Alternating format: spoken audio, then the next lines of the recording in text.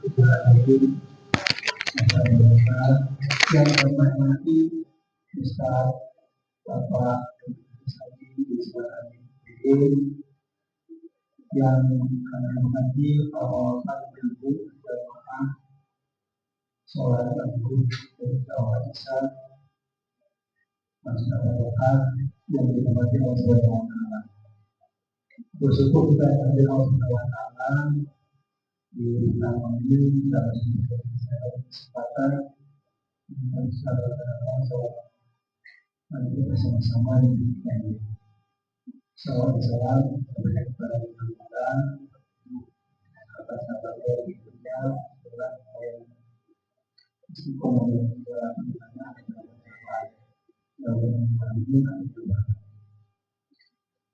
baik ini seperti biasa karena kita awalnya kemudian kita akan disampaikan oleh Bapak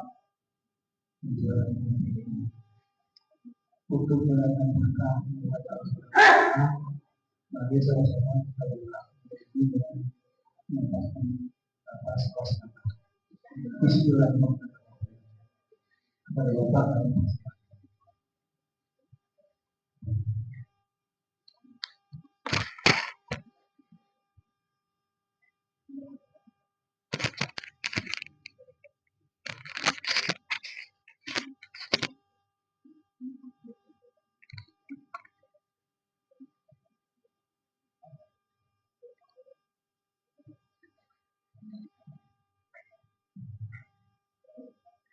Bismillahirrahmanirrahim. Assalamualaikum warahmatullahi wabarakatuh.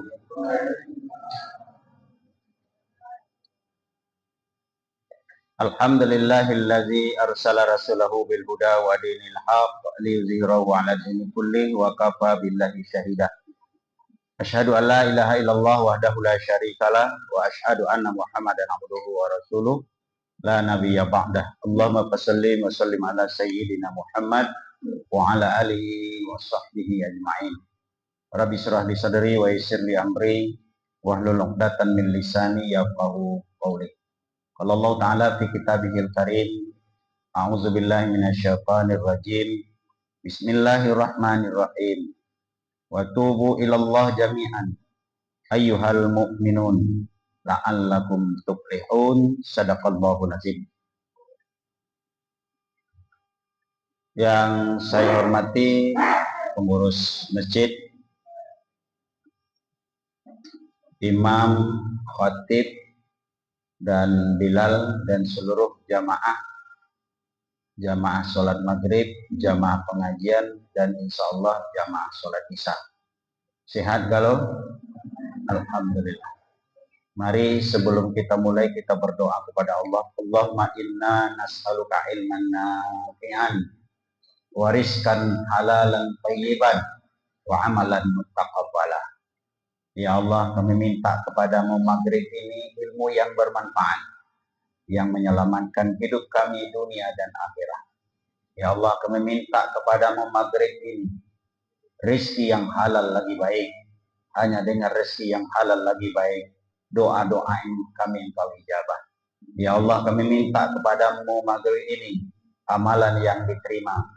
Sebab dengan amalan yang diterima, engkau masukkan kami ke dalam surgamu. Amin. Ya Rabbal Alamin. Bapak Ibu jamaah yang dimuliakan Allah, tentu pertama sekali kita bersyukur kepada Allah karena kita masih diberikan iman oleh Allah, walaupun iman kita ini masih tipis. Bisa yang tipis itu tambah tipis, bisa yang tipis itu tambah tebal. Sebab iman kita sebagaimana yang saya sampaikan bulan yang lalu, yasdad wa yankus. Kadangnya bertambah, kadangnya berkurang. Kadang naik, kadang turun. Itu iman manusia. Tak sama dengan iman malaikat. Kalau iman malaikat la yasdad wala yankus, tidak pernah bertambah, tidak pernah berkurang. Berbeda lagi dengan iman Nabi, yasdad wala yankus, selalu bertambah tapi tidak pernah berkurang. Nah, kita manusia biasa, iman kita yasdad wayankus. Kadang bertambah, kadang berkurang. Kalau iman kita sedang bertambah, terasa di dalam diri kita semangat ibadah tu tafaqqufiddinnya, semangat ibadahnya tu tinggi. Saking tingginya, jangankan yang wajib, yang sunnah pun dikerjakan. Itu tandanya iman sedang naik. Tapi kalau iman sedang turun, jangankan yang sunat, kadang-kadang yang wajib pun lalai. Maka kita diminta oleh Nabi seperti ini. Apa kata Nabi? Tajdidu imanakum. Kamu selalu memperbaharui iman. Bagaimana cara memperbaharui iman? Sepintas saya sampaikan bulan yang lalu. Yang pertama, hadir di majelis taklim. Untuk apa kita hadir di majelis taklim? Untuk menghidupkan iman. Kalau iman kita hidup, Bapak Ibu, maka bagaimanapun lingkungan di sekeliling kita tidak baik, kita tidak ikut tidak baik. Kenapa? Kalau iman hidup itu sama dengan ikan hidup dalam air, ikan hidup dalam laut. Walaupun air laut asin, ikan berendam 3 tahun, nyoda ikut asin. Kenapa dah ikut asin? Ikan hidup. Tapi cobalah kalau ikanlah mati. Dah usah nunggu 3 tahun. Baru mati aja tuh mudah di asam garam lingkungan. Di asaman asam, di garaman asin. Kenapa? Ikan mati. Maka kalau iman kita sudah mulai mati, itu mudah di asam garam lingkungan. Ketemu orang yang berjudi, ikut berjudi. Ketemu orang bergunjing, ikut bergunjing. Ketemu orang yang mau masjid, kita ke masjid juga. Itu namanya apa? Imannya mudah lingkungan. Jadi yang pertama, hadir di majelis ilmu. Seperti sekarang. Yang kedua, iqra'ul Quran. Yaitu membaca Al-Quran. Kenapa membaca Quran tambah iman? Sebab Allah sendiri yang mengatakan, wa iza tuliyat alaihim ayatuhu zadathum imanan. Apabila dibacakan ayat-ayat Al-Quran padanya, atau dia sendiri yang bacanya, zadathum imanan, bertambah imannya. Nah, cak mana iman kita akan bertambah Bapak dan Ibu sementara kita tidak pernah baca Quran. Baca Quran tuh kadang-kadang sekali seminggu.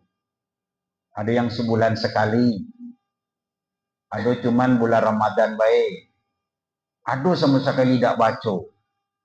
Macam mana nak nambah iman? Padahal sarana menambah iman itu salah satunya diantaranya adalah iqra'ul Quran. Yang ketiga, bagaimana cara menambah iman? Zikrullah, berzikir kepada Allah.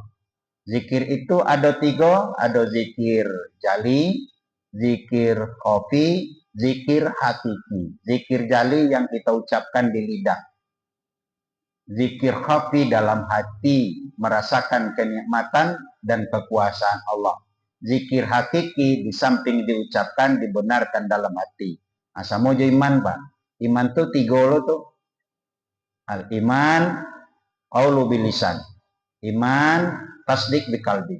Al-iman a'mal bil arkan. Iman itu ucapkan dengan lidah, benarkan dalam hati, dan amalkan dengan seluruh anggota badan. Nah, yang keempat, bagaimana cara menjaga iman, bagaimana cara menghidupkan agar imannya tetap naik, yaitu dengan sedekah. Baik itu sedekah wajib yang kita sebut dengan zakat, ataupun sedekah sunat yang kita sebut dengan infak atau wakaf. Beda dengan sholat, zakat itu, sedekah itu bisa pahalanya 2 kali. 2 kali gimana? Ketika hidup kita bersedekah dapat pahala, setelah meninggal dunia sedekah kita itu akan tetap mengalir pahalanya. Jadi 2. Jadi itulah cara-cara. Dan kemudian yang terakhir, bagaimana caranya meningkatkan iman itu? Yaitu bergaul dengan orang-orang yang baik, bergaul dengan orang-orang yang soleh. Kalau kita bergaul dengan orang-orang soleh, maka pengaruhnya kepada kita juga itu menjadi orang soleh atau solehah. Nah, itu sebagai pintas aja pada kaji saya bulan yang lalu. Pada ibu jamaah yang dimuliakan Allah Subhanahu wa taala, dalam beramal beribadah itu yang perlu kita sampaikan lagi adalah bagaimana kesalahan-kesalahan yang kita lakukan kepada Allah itu dibersihkan kembali oleh Allah. Sebab walaupun banyak ibadah yang kita lakukan, tapi kita kotor perginya kepada Allah, maka ibadah kita itu tidak ada fungsinya sama sekali. Maka materi saya yang singkat malam ini, kita akan mendiskusikan, membahas tentang bertaubat kepada Allah. Apa Bu? Bertobat kepada Allah. Bapak-bapak, ibu-ibu sudah bertobat belum? Sudah belum? Sudah. Apa tandanya bertobat? Baca istighfar. Nah, pertama Bapak Ibu jamaah yang dimuliakan Allah, kenapa kita harus jadi kita mulai dari pengertian dulu. Apa itu tobat? Tobat itu artinya kembali. Kembali kemana? Kembali kepada kesucian, kembali kepada fitrah. Kenapa kita kembali? Karena tadinya memang kita bersih, lalu dikotori oleh dua hal, iblis dan hawa nafsu, maka kita menjadi kotor dengan dosa. Lalu kita bertobat. Bertobat apa? Kembali ke jalan Allah. Itu namanya tobat, Pak. Kalau kita kembali kepada Allah dalam keadaan bersih, kira-kira Allah senang enggak? Dulu kita bersih datang dari Allah. Lalu kita kembali kepada Allah dalam keadaan bersih, Allah senang apa tidak? Senang. Tapi kita dulu datang dari Allah dalam keadaan bersih, lalu kita kembali kepada Allah dalam keadaan kotor, Allah tuh senang apa tidak? Tidak ada senang Allah. Maka bagaimana ketika kita kembali nanti dalam keadaan bersih? Maka hukum bertobat itu wajib. Apa hukumnya? Wajib. Bertobat itu hukumnya wajib. Minta ampun itu hukumnya wajib. Apa dalilnya? Yang pertama, dalam surat An-Nur ayat 31. A'udzubillahi minasyaitonirrajim. Bismillahirrahmanirrahim. Wa tubu ilallah jami'an ayyuhal mu'minun la'allakum tuflihun. Kata Allah, bertobatlah kamu sekalian kepada Allah, hai orang-orang yang beriman, supaya kamu beruntung. Itu menunjukkan bahwa bertobat itu hukumnya wajib. Yang kedua, surat At-Tahrim ayat 8. Ya ayyuhallazina amanu tubu ilallah taubatan nasuha. Hai orang-orang yang beriman, bertobatlah kepada Allah dengan sebenar-benarnya bertobat. Kemudian surat Ali Imran ayat 133. Wasari'u ila maufiratin mir rabbikum wa jannatin arduhas samawati wal ard uiddat lil muttaqin. Bersegeralah kamu kepada ampunan Tuhanmu yang mempunyai surga seluas langit dan bumi yang disediakan bagi orang yang bertakwa. Dan masih banyak ayat-ayat lagi, Bapak dan Ibu, menyuruh kita untuk bertobat kepada Allah. Tadi saya tanya kepada Bapak dan Ibu, sudah bertobat? Sudah. Nah, sekarang kita periksa dulu, apa betul-betul telah tubuh ilallah atau belum. Tentu kalau sudah kita bertobat, tentu ada syarat-syarat yang harus kita penuhi untuk bertobat. Apa syaratnya bertobat? Yang pertama, menyesal. Menyesal terhadap dosa yang dilakukan. Tuh. Kenapa kita menyesal? Karena kita sudah membuat dosa. Kita ini kan macam-macam, Pak. Kita punya masa lalu yang beda-beda. Bapak-bapak beda-beda dengan ibu-ibu, ibu-ibu beda dengan saya. Dan kita punya dosa masing-masing. Dan dosa kita itu cuman kita yang tahu dengan Allah. Maka apa? Kita bersyukur masih diberikan kesempatan oleh Allah umur panjang untuk apa? Menyesali perbuatan dosa.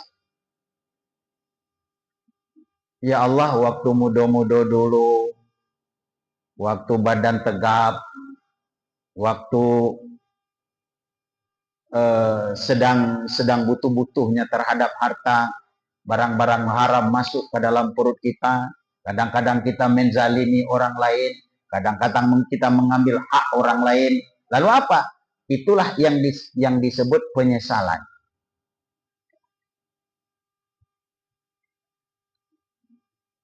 Dan dosa yang kita lakukan Bapak Ibu tidak usah disebut kepada orang lain. Cukup sebutnya kepada Allah. Jadi jangan perlu ceritakan dosa kita ke orang lain. Cukup ceritakan kepada Allah. Bagaimana ceritanya ketika kita mengatakan, ya Allah saya pernah berbuat itu dulu, ya Allah saya sudah melakukan itu dulu, ya Allah. Nah, sebutkan kepada Allah. Tapi jangan disebutkan kepada manusia. Ini dosa diceritakan ke kawan. Dosa itu aib apa tidak Pak Bu? Aib kan? Aib itu disimpan atau diceritakan orang? Disimpan. Nah Allah sudah menyimpan aib kita. Kalau Allah sudah mampu menyimpan aib kita jangan sebarkan pula ke orang. Nah itu. Setelah bernyesal dengan dosa yang lalu, yang kedua apa syaratnya? Berjanji untuk tidak ngulang lagi. Kalau sudah berjanji untuk tidak ngulangi lagi, jangan disebut-sebut lagi. Ini kadang-kadang nyawa tobat, tapi masih bangga dengan dosa masa lalu. Yang ngeceknya lo bertobat, tapi masih bangga dengan dosa masa lalu. Ada enggak orang-orang seperti itu, Pak? Mesti menceritakan ke orang lain. Malah bangga dengan dosa. Nah, jangan diceritakan lagi. Kan ada tuh, misalnya kita dulu, Bu, Pak, dulu kita ini senang minuman keras. Karena masih muda-muda dulu kan. Ada brandy, cepiku, cameong, topi miring, arak, tua. Nah, dulu kita minum kan. Dulu. Lalu kita tobat. Setelah kita tobat, ini dibuang semuanya, tidak pernah diceritakan lagi. Jangan lagi diceritakan ke orang. Mentang-mentang ada kebetulan kita datang ke masjid, pulang dari masjid nengok anak muda sedang minum minuman keras, baru dia setengah gelas dia minum, setelah setengah gelas dia minum, lalu apa? Dia mabuk, lalu kita kecekkan, cemen kau. Baru setengah gelas kau minum lah mabuk, aku dulu 3 botol, biasa baik. Ini apa yang tidak? Itu tidak boleh itu Pak. Itu orang masih bangga dengan dosa masa lalu. Ya dulu berjudi. Lalu bertobat, tak berjudi lagi lah. Tobat sama sekali. Tapi kadang-kadang dia masih bangga.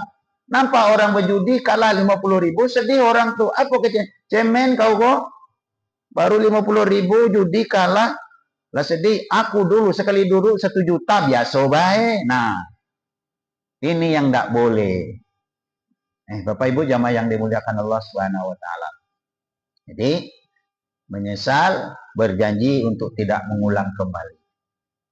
Yang ketiga, mengikuti dengan perbuatan-perbuatan yang diridhoi oleh Allah. Artinya apa? Ditampakkan kepada Allah bahwa betul-betul kita ini sudah tobat.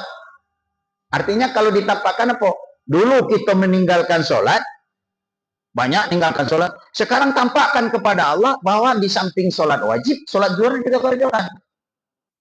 Kan kata Nabi kan begitu. Wa asbit sayyatil hasanata tamquha.